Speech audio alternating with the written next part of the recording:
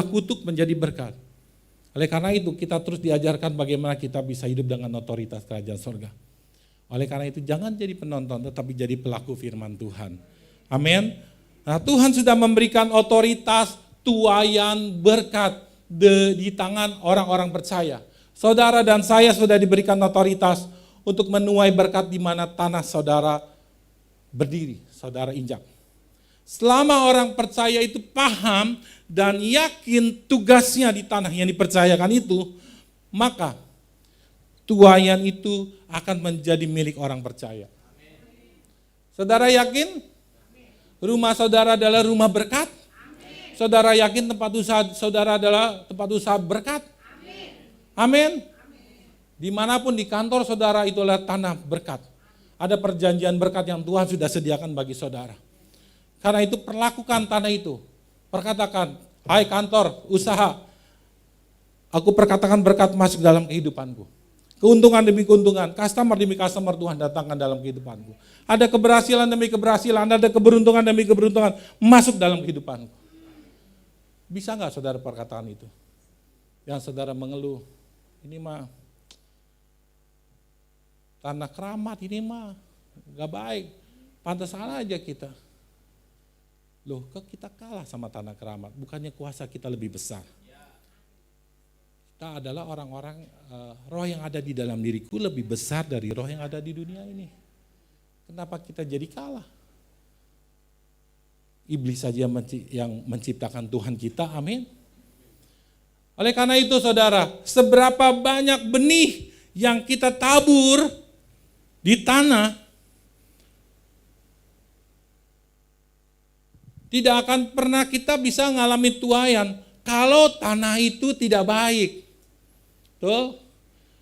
Seberapa banyak pun benih yang saudara mau tabur, saudara mesti perhatikan tanah itu dengan baik. Kalau tanahnya nggak baik, saudara tabur benih masuk ke dalam tanah ini. Kalau tanahnya nggak bagus, nggak bakal pernah bertumbuh itu pohon. Betul nggak saudara? Saudara harus perhatikan tanah itu harus tetap dalam keadaan yang baik. Baru saudara tabur benih, perkatakan firman Tuhan. Ini yang harus saudara pahami, kalau tanahnya banyak batu-batu, banyak kerikil-kerikil, banyak semak-semak berduri, saudara mau taruh bibit, mau taruh benih, maka tidak akan pernah bertumbuh. Seberapa banyak benih yang ditaburkan, tidak akan pernah mengalami tuaian, kalau masih terdapat kondisi tanah yang tidak baik.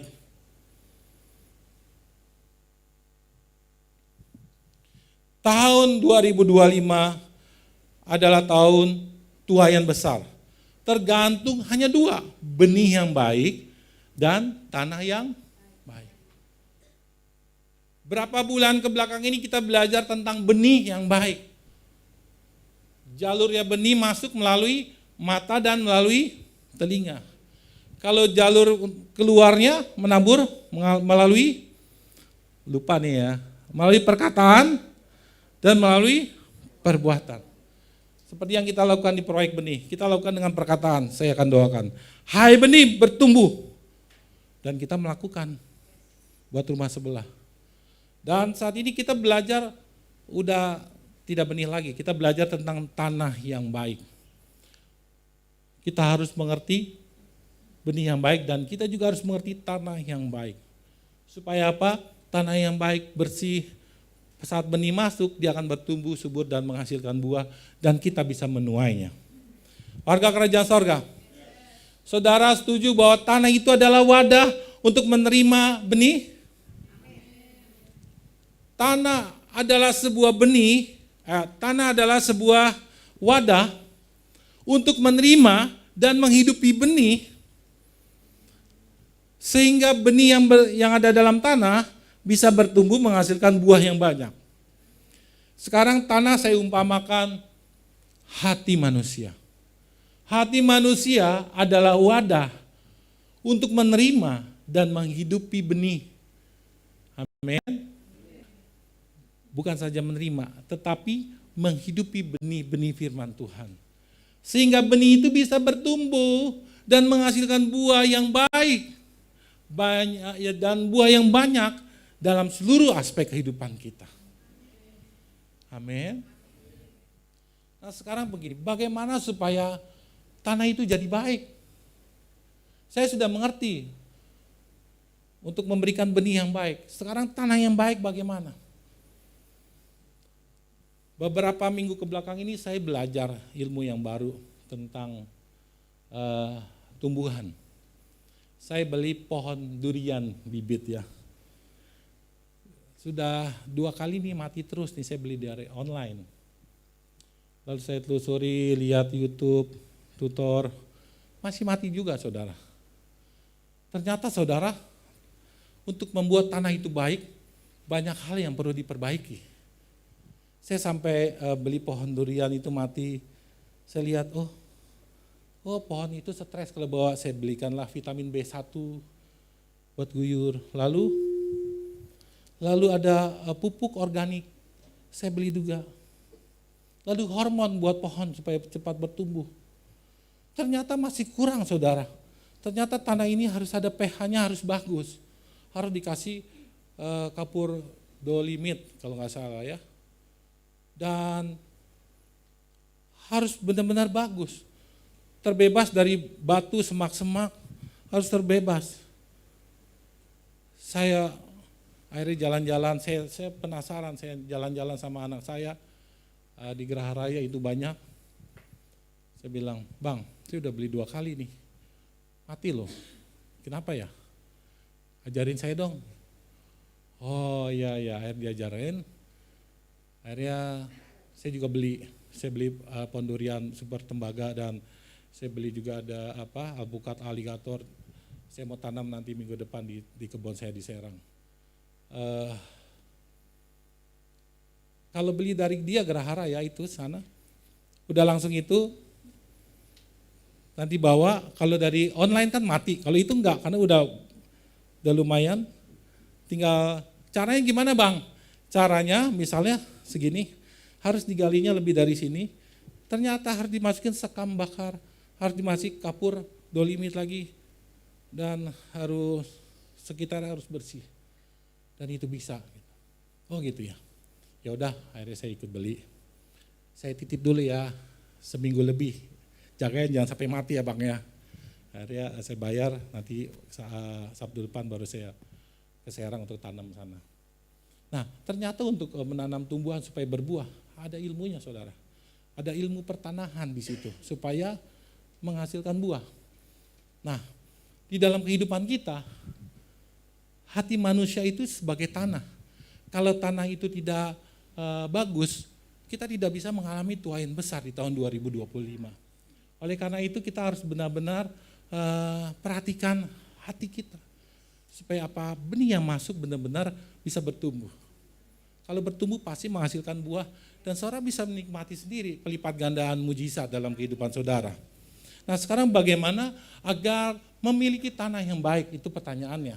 Nah, kita jawab sama-sama di dalam Matius 13 ayat 1 sampai 9. Ini ada 4 jenis tanah yang saya merahin 1, 2, 3, 4. Kita lihat baca dari sini ya. 1, 2, 3. Dan ia mengucapkan banyak hal dalam perumpamaan kepada mereka. Katanya, adalah seorang penabur keluar untuk menabur. Pada waktu ia menabur, sebagian benih jatuh di pinggir jalan. Lalu datanglah burung dan memakannya sampai habis. Lalu sebagian lagi jatuh di tanah yang berbatu-batu, yang tidak banyak tanahnya. Lalu benih itu pun segera tumbuh karena tanahnya tipis. Tetapi sesudah matahari terbit, layulah ia dan menjadi kering karena tidak berakar. Sebagian lagi jatuh di tengah semak duri. Lalu makin besarlah semak itu, menghimpit tumbuhannya, akhirnya mati. Dan sebagian jatuh di tanah yang baik lalu berbuah. Ada yang 100 kali lipat, ada yang 60 kali lipat, pokoknya banyak dah. Kalau kita menaburnya 1 biji, pasti menuainya kalau udah jadi pohon banyak bunganya. Amin. Nah, saudara, warga kerajaan sorga, selama fokus kita adalah ingin mengalami tuayan besar di tahun 2025, maka sudah seharusnya kita serius memperhatikan keadaan tanah. Kalau saudara nggak fokus sama keadaan tanah, bagaimana mungkin tahun 2025 kita bisa mengalami tuayan besar. Amin. Banyak orang percaya di akhir zaman ini yang belum paham akan hal ini. Bahwa untuk mengalami tuaian besar harus memperhatikan tanah. Amin. Atau harus memperhatikan hati kita. Karena Tuhan ciptakan wadah ini untuk benih-benih yang baik. Masuk dalam hidup kita. Beberapa orang masih menganggap bahwa nggak ada hubungan antara benih yang mereka tabur dengan tanah hatinya. Oleh sebab itu Tuhan tuh bilang dengan tegas di dalam firman-Nya. Kita baca sama-sama 1, 2, 3.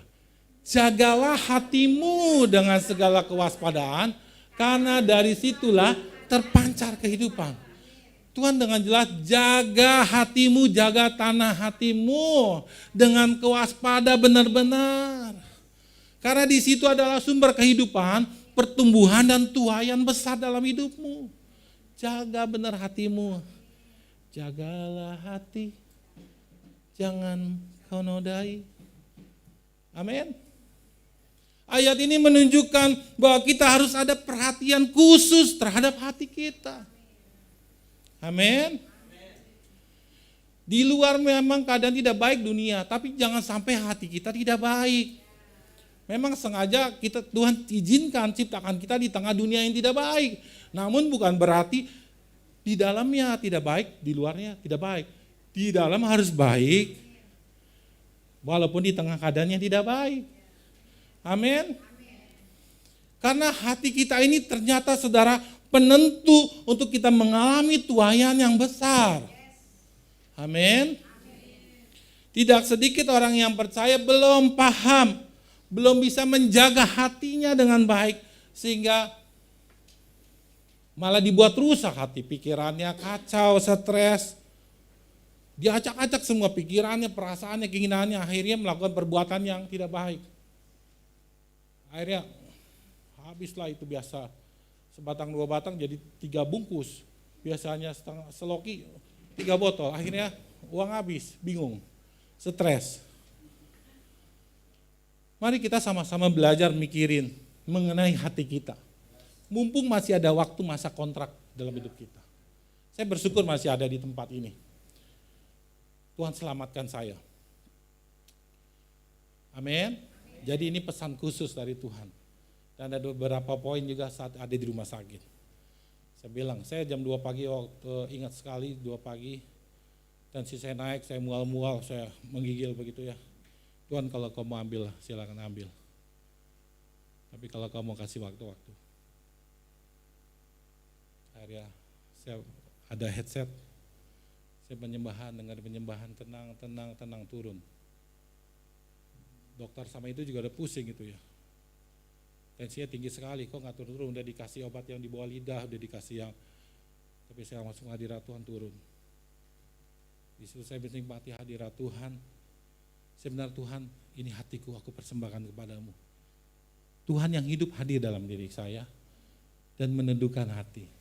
Saudara percaya kalau Tuhan kita Tuhan yang hidup? Tuhan yang kita sembah, Tuhan yang hidup sudah bangkit. Bukan yang ada di kuburan. Tuhan kita sudah bangkit, kita bangga. Kita punya Tuhan yang hidup. Saat kita berdoa, Tuhan kita hidup mendengar. Amin. Warga kerajaan sorga. Ini yang pertama, bagaimana supaya tanah kita jadi baik. Yang pertama dari firman Tuhan ini adalah yang pertama, jangan biarkan benih-benih jatuh di luar tanah. Kalau benih jatuh di luar tanah, resikonya dimakan sama burung, kata firman Tuhan. Sebagian benih jatuh di pinggir jalan, lalu datanglah burung dan memakan sampai habis. Artinya firman Tuhan ini sama-sama orang percaya, sama-sama ada di ruang ibadah. Tetapi firman Tuhannya gak masuk ke dalam hati. Halo? Orang percaya jenis ini datang beribadah, sama. Namun tidak meyakini ada benih firman Tuhan sepenuhnya dalam hidupnya. Karena apa saudara? Ada konsep-konsep lain dalam hatinya yang meragukan firman Tuhan. Jenis orang seperti ini akan dipastikan tidak akan mengalami tuaian besar dalam hidupnya. Halo? Orang jenis seperti ini mereka sama-sama dengan kita ada di ruang ibadah. Mendengarkan firman Tuhan. Namun yang ada di pikiran mereka berkata, Masa sih begitu Pak Pendeta? Nggak percaya gua.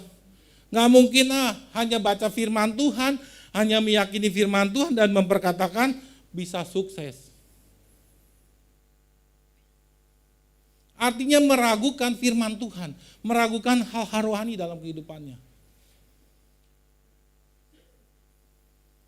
Orang tersebut menganggap bahwa semua yang terjadi dalam dirinya hanya kejadian wajar.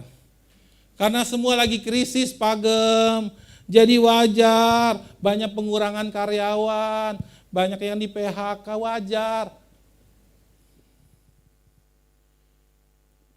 Saudara berpikir jadinya secara logika, tidak berpikir secara firman Tuhan lagi. Saudara menilai keadaan ini secara logika.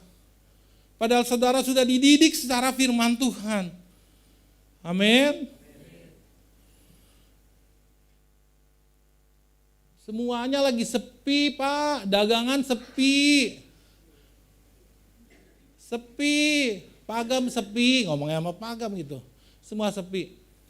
Semua boleh sepi. Kita anak-anak Tuhan gak boleh ada yang sepi. Tanah ini kita perkatakan berkat. Tanah jadi berkat buat aku. Kita mesti beda. Lagi sepi semua dagangan. Yang ngomong itu orang yang sudah dilatih di GBK HC lagi. Otoritas. Malu gak gitu? Iya memang sepi. Warga kerajaan sorga. Logika yang jadi yang dipakai. Kadang-kadang tak ada logika gitu kan. Hidup ini. Kita harus berbeda. Amin. Firman Tuhan, hal rohani di atas kenyataan hidup. Amin. Jangan firman Tuhan di bawah. Dan saudara berpikir bahwa saudara jadinya sama seperti orang dunia. Pakai logika. Udah. Firman Tuhan di bawah nilainya. Ini yang terjadi, gak sedikit orang-orang percaya menganggap seperti ini. Karena itu pesan Tuhan buat kita semua. Kita harus bawa hal rohani dalam hidup kita. Amin. Buat apa saudara ke gereja kalau masih pakai logika, gak pakai firman Tuhan di dalam hidup saudara. Firman Tuhan tidak masuk, masih ada di pinggir jalan. Lagi dengar firman Tuhan, udah dicuri sama setan. Patok, kenapa? Karena saudara gak fokus sama firman Tuhan. Jangan CO dulu. Jangan buka itu dulu, Tokopedia, Shopee dan lain-lain. Fokus, dicuri oleh iblis. Warga kerajaan sorga.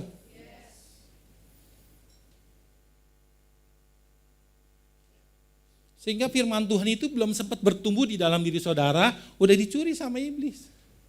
Pencurian itu terjadi saat di rumah Tuhan, di ruang ibadah ini. Halo, hati-hati.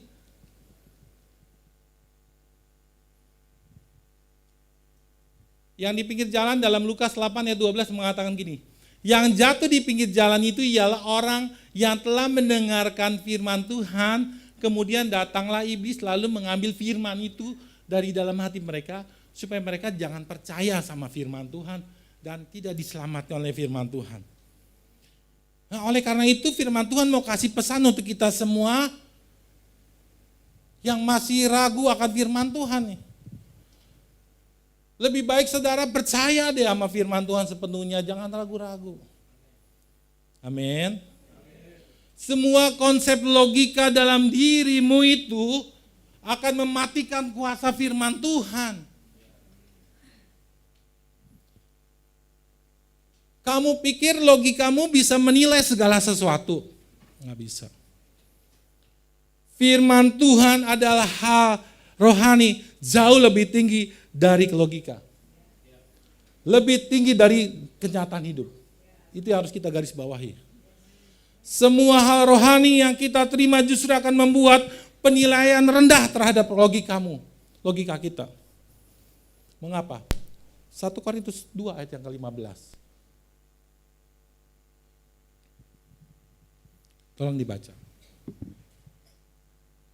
1 Korintus 2 ayat 15, demikian firman Tuhan, orang yang dipenuhi dengan roh Allah dapat menilai segala sesuatu, tetapi ia tidak dapat dinilai oleh orang yang tidak menerima Roh Kudus. 1 Korintus 2 ayat 15. Manusia rohani menilai segala sesuatu. Orang yang dipenuhi dengan Roh.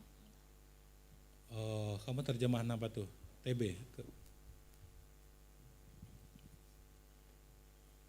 Coba ada yang lain lagi. Tetapi manusia rohani menilai segala sesuatu, tetapi ia sendiri tidak dinilai oleh orang lain. Ayat berapa tadi, Nak? Oh ya, oke.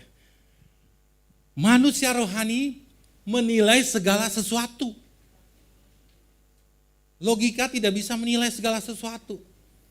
Dia lebih rendah dari firman Tuhan.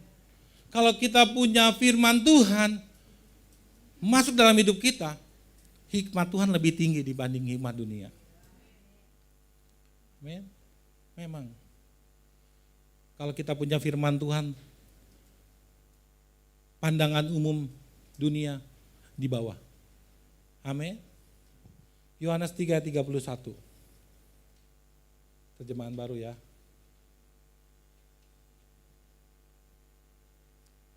Ada kedua ayat ini yang mengatakan bahwa firman Tuhan itu di atas segalanya. Yohanes 3 ayat 31, demikian firman Tuhan, siapa yang datang dari atas adalah di atas semuanya. Siapa yang berasal dari bumi termasuk pada bumi dan berkata-kata dalam bahasa bumi. Siapa yang datang dari sorga adalah di atas semuanya. Semua yang datang dari atas, di atas segalanya. Saudara dan saya datang dari atas apa dari bawah? Kita semua datang dari surga, dari atas. Harusnya di atas segala-galanya. Amin. Bukan karena pikir, karena logika. Firman Tuhan di atas segala-galanya. Jadi semua benih hal-hal rohani yang masuk dalam hidup kita, dalam hati kita. Dan yang kita yakini 100%, akan membuat yang gak masuk logika, yang gak masuk akal menjadi masuk akal. Semua yang tidak mungkin akan menjadi mungkin. Semua yang gak pernah kita pikirkan itu yang Tuhan sediakan dalam kehidupan kita. Betapa hebatnya kuasa firman Tuhan kalau itu ada dalam kehidupan kita. Masihkah kita tidak mempercaya firman Tuhan? Amin. 1 Korintus 2 ayat 9 mengatakan bahwa apa yang tidak pernah kita dengar, yang tidak pernah kita lihat, yang tidak pernah timbul dalam hati, itu yang Tuhan sediakan. Ini jauh dari logika. Nggak masuk akal ini, tapi Tuhan sediakan dalam kehidupan kita. Saya kebetulan masih bekerja, orang bilang gini, pendeta, saya jadi sales, pendeta bisa apa? Gitu kan? Tapi justru tahun kemarin saya mencapai offset yang bagus, yang dimana sales selama 20 tahun tidak pernah jualan langsung seperti itu. Dan saya hanya berkata dalam hati, lu bilang pendeta bisa apa? Tapi saya bilang, Tuhan, dia belum tahu kalau pendeta bisa apa aja. Pendeta bisa apa aja. Karena ada hikmat yang jauh lebih tinggi. Amin. Saat kita memperhatikan tanah, memperkatakan tanah sebagai berkat, maka berkat itu, hukum supranatural itu bergerak menjadi nyata dalam kehidupan kita. Dan itu diberlakukan buat saudara juga. Amin. Yang pertama adalah tanah di pinggir jalan. Jangan sampai tanah itu jatuh dan tidak di pinggir jalan, saudara. Hanya di permukaan tanah saja. Dilihat burung, dicomot sama burung. Biarkan firman Tuhan itu masuk ke dalam hati kita. Ini yang pertama. Jangan biarkan firman Tuhan jatuh di luar tanah. Yang kedua adalah jangan biarkan batu-batu masuk dalam tanah atau hati kita. Ini ayat yang Matiusnya, Matius 13 ayat 5. Sebagian jatuh di tanah yang berbatu-batu yang tidak banyak tanahnya. Lalu benih itu pun segera tumbuh. Seperti ini saudara, banyak batu. Dia tumbuh tapi tipis. Sesudah matahari terbit layulah dia lalu jadi kering. Karena tidak ada akarnya, mentok sama batu. Di Lukas mengatakan, yang jatuh di tanah yang berbatu-batu ialah orang yang setelah mendengar firman Tuhan menerimanya. Ada di ruang ibadah ini menerimanya. Tetapi mereka tidak berakar. Mereka percaya sebentar saja. Saat ada masa percobaan, mereka mengundurkan diri. Mereka murtad. Warga kerajaan sorga, Orang percaya jenis ini datang beribadah namun masih menyimpan batu-batu. Batu-batu bicara apa? Menyimpan batu, yaitu kesalahan-kesalahan orang di dalam hatinya. Jenis orang seperti ini tidak akan masuk pada masa tuaian. Sebab proses tuaian terhambat oleh batu-batu di dalam hatinya. Hidup udah susah, saudara. Jangan bikin susah di dalam hati kita. Tuhan Yesus sudah menebus kesalahan. Kenapa kita menyimpan kesalahan? Halo? Saudara simpan buat apa? Tuhan aja menebus dosa kita, mengangkat kesalahan, kita nyimpan kesalahan. Saya harap kita semua bisa paham, oh iya buat apa ya? Buang-buang waktu ya. Pikiran, perasaan, jadi sakit. Pikirin kesalahan orang. Warga kerajaan sorga, pada tipe tanah ini firman Tuhan menyampaikan dengan tegas bahwa tanah hatinya itu dangkal karena banyak batu, sehingga pertumbuhan rohaninya, pertumbuhan tidak bisa maksimal, tidak bisa berakar kuat sampai ke dalam, ke dasar, karena ada batu. Batu di sini berbicara rasa yang sudah tahu, nggak mau dibilangin, egoistis, kakuannya masih hidup dalam dirinya, belum mati. Orang seperti ini akan mudah tersakiti. Dikit-dikit sakit hati gue sama lu, kecewa gue sama lu.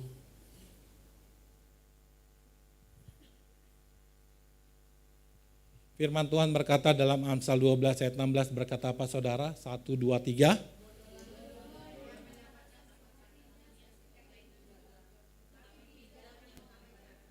Tapi bijak yang mengabaikan cemooh. Bodohlah orang yang menyatakan sakit hati gua. Kita dilahirkan, diciptakan Tuhan bukan untuk tersakiti, asik kan? Kita diciptakan oleh Tuhan untuk menyembuhkan yang sakit, menyembuhkan yang tersakiti.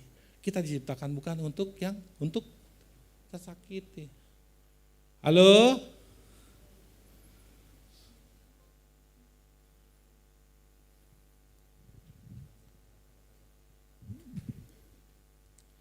Nah sekarang bagaimana membuang batu-batu dalam hati kita?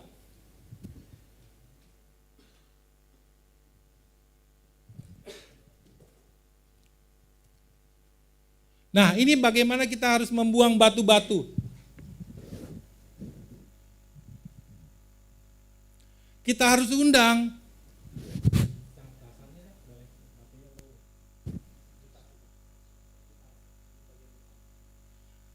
Kita harus undang terus Roh Kudus di dalam hidup kita.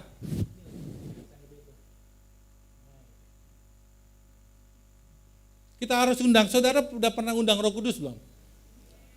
Saudara, saya sebagai gembala hanya bisa mengarahkan. Saya nggak bisa bantuin mengangkat batu itu di dalam hati saudara.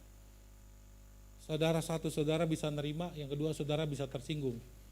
Kepo amat sih nih gembala. Tapi saya bilang, saya arahkan bahwa saudara harus undang Roh Kudus, itu satu-satunya jalan. Karena Roh Kudus adalah pribadi yang hidup. Roh Kudus itu adalah pribadi, seorang pribadi. Bukan zat. Kalau ajaran yang suka datang berdua-dua bilang berdua-dua, Roh Kudus itu zat. Tapi saya mau bilang, Roh Kudus itu adalah seorang pribadi. Setiap pagi aku undang Roh Kudus masuk dalam pikiranku, masuk dalam perasaanku dan keinginanku, masuk dalam tubuh, jiwa dan rohku. Tiba-tiba saudara mau melangkah, saudara diingatkan, saudara ditolong, saudara diluputkan, karena saudara mengundang Roh Kudus. Undang Roh Kudus pagi atau malam? Kenapa kalau malam? Emang gak boleh ngundang? Kalau saudara ngundang Roh Kudusnya malam, saudara bisa celaka dulu, baru nanti Roh Kudus datangnya membalut luka.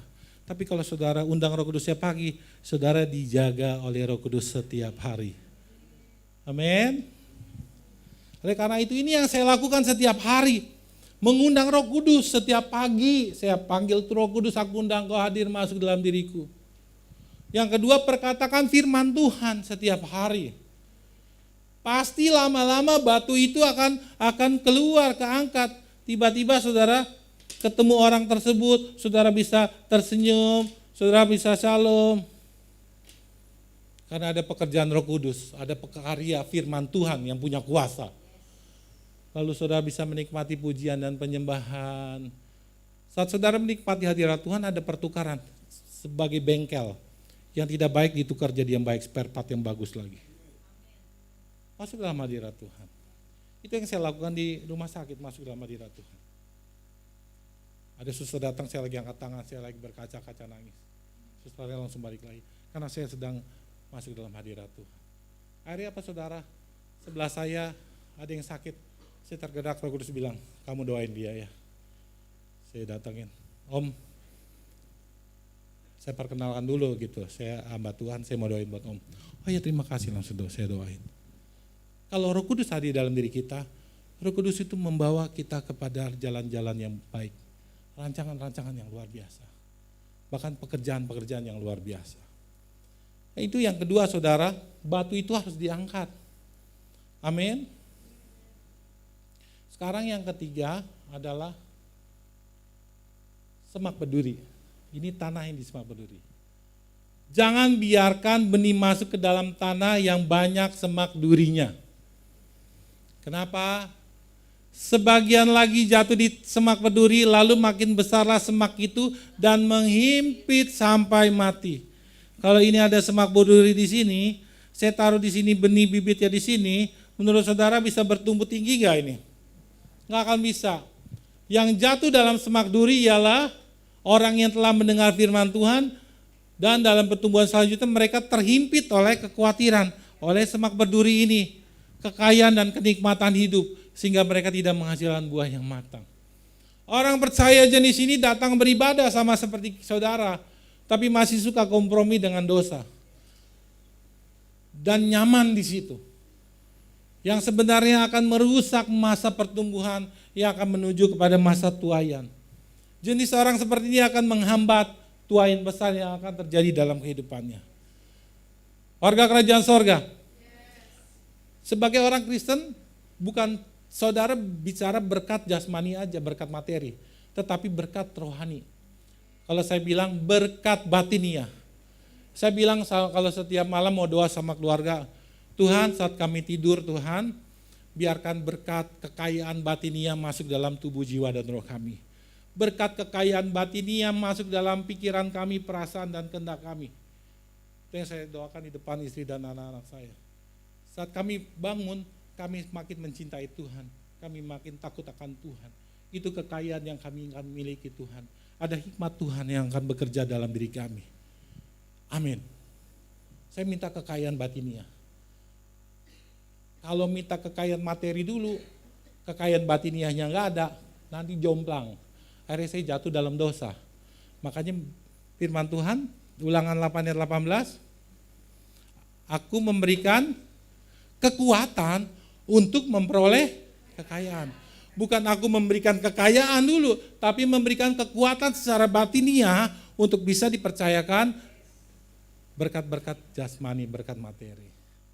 Amin. Ini yang saudara mesti pahami. Tipe orang semak duri ini alias tunggu waktunya aja. Mengapa? Karena pada waktunya jenis orang seperti ini akan mentok, bingung. Merasakan kekosongan dalam kehidupannya. Dan akhirnya terpuruk. Menurut saudara orang kaya tidak bisa mengalami kekosongan? Bisa saudara. Ada salah satu mantan anak wali kota Thailand. Sekarang ada di sini. Uangnya gak kurang. Saya dipanggil. Ko Ernest, kita ketemu yuk. Ada yang bilang, saya gak kurang secara materi. Ya, cukup. Tapi saya merasakan kekosongan dalam diri saya. Tolong Ko Ernest bantuin mentorin saya supaya terisi. Akhirnya kita ngomong 2 jam lebih. Dia merasa segar, saya mau coba melakukan. Akhirnya saya mentorin gimana baca firman Tuhannya dengan rasa yang haus dan lapar. Dia bilang merasa terisi dengan firman Tuhan. Saudara, ini pesan Tuhan buat kita semua supaya kita benar-benar angkat semak berdurinya.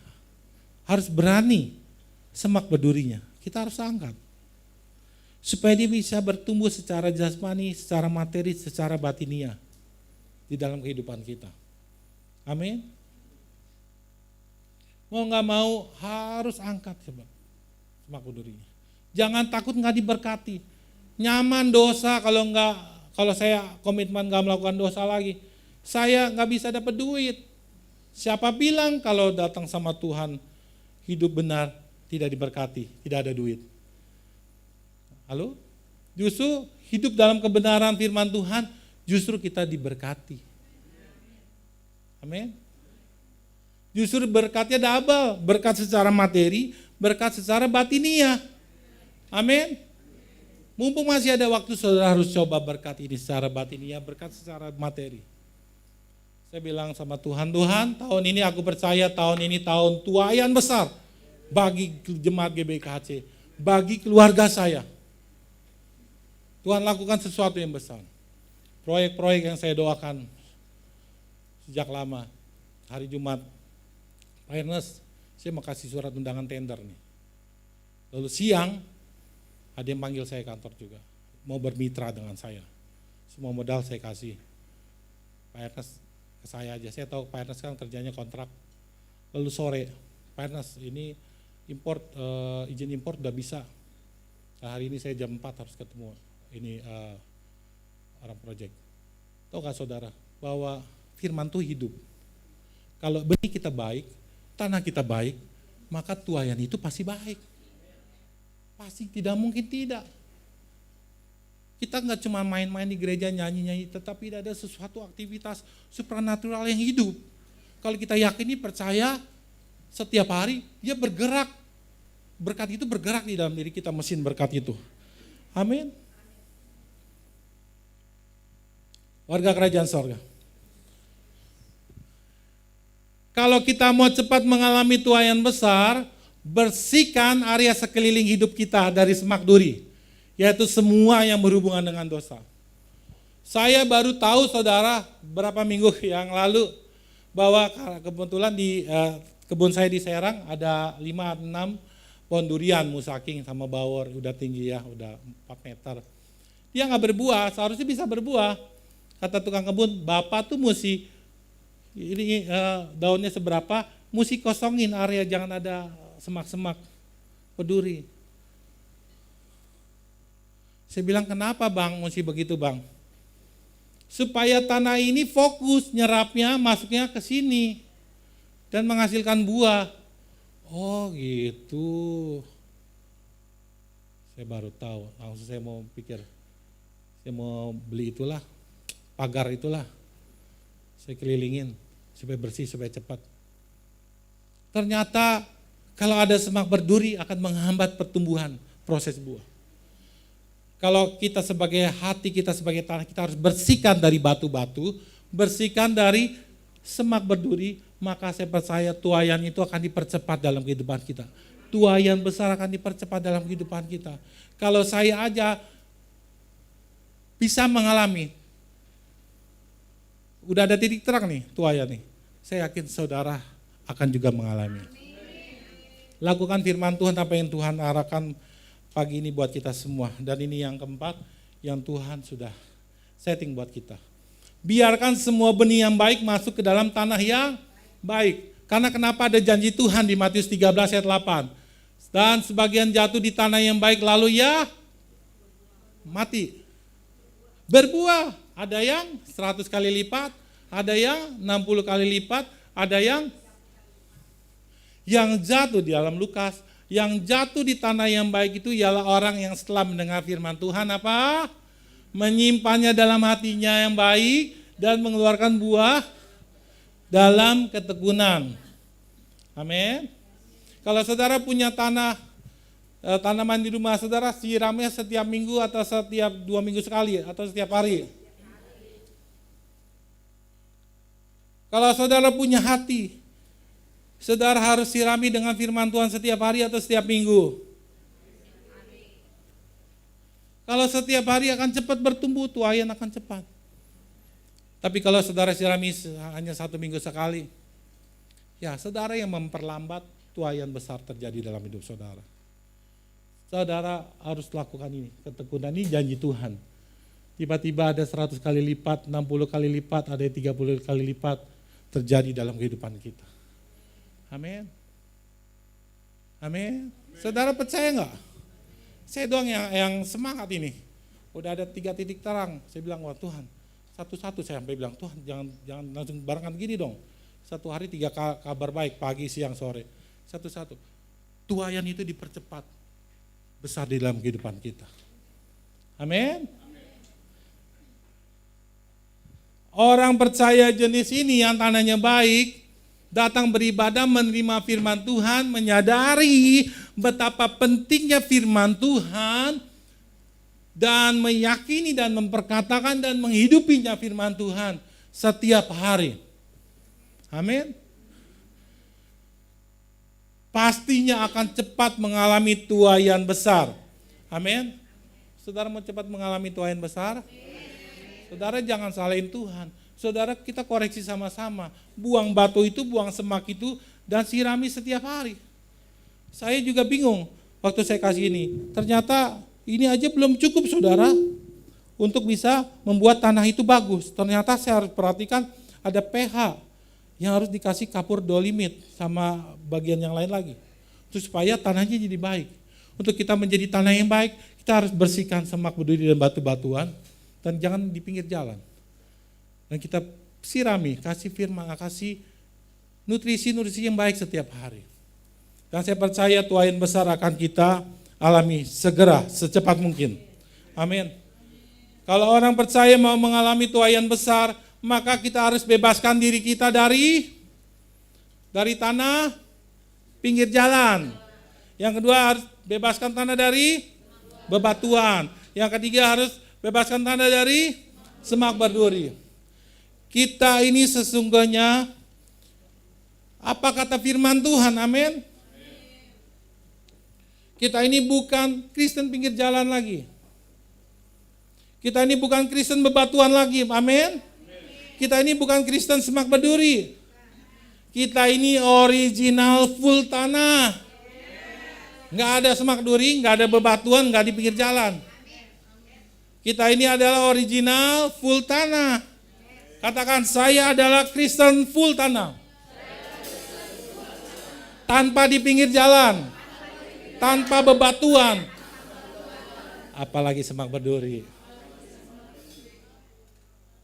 Warga kerajaan sorga, saya tanya nih menjelang terakhir ya.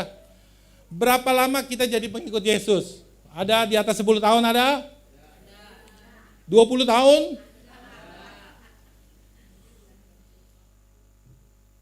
Sebenarnya kita udah gak fokus lagi main tanah loh. Gak fokus lagi, udah jangan main tanah lagi. Ntar panas-kepanasan, hujan-hujanan. Malu sebenarnya kalau kita mikirin tanah, ada masalah apa? Ada batu dalam hati saya. Ada batu dalam hati saya harus pindahin. Ada kesalahan-kesalahan orang itu, dia jahat sama saya, dia ngambek. Lalu ada semak berduri lagi. Warga kerajaan sorga, kita masih terus beresin hati. Susah dibilangin, susah diarahkan. Sama hamba Tuhan susah. Terus kalau sama hamba Tuhan susah dibilangin, mau sama-sama hamba siapa lagi? Hamba hantu kan gak mungkin kan. Sama Tuhan sendiri biarin ya. Biar Tuhan yang menjamah. Kalau bapak gak mau, ibu gak mau, kamu gak mau, gak dibilangin sama gembala gak mau, sama Tuhan. Biar Tuhan kasih guru terbesar, yaitu pengalaman. Ngeri. Kalau guru terbesar pengalaman itu pelajarannya lebih sakit. Warga kerajaan sorga, gak ada waktu lagi untuk kita main tanah lagi. Seharusnya fokus kita bukan tanah, fokus kita bangun fondasi. Cakar ayam, besi, semuanya bangun dinding, tembok, bangun genteng, bangun semua, atas semuanya, fokus kita perabotan. Amin. Udah bukan main tanah lagi. Kita melakukan tugas-tugas kerajaan surga melayani Tuhan. Seharusnya seperti itu. Kalau dihitung dari berapa lama kita menjadi Kristen. Amin. Sekali lagi terakhir. Apakah saat ini kita sudah dengar firman Tuhan dengan baik? Mengerti firman Tuhan?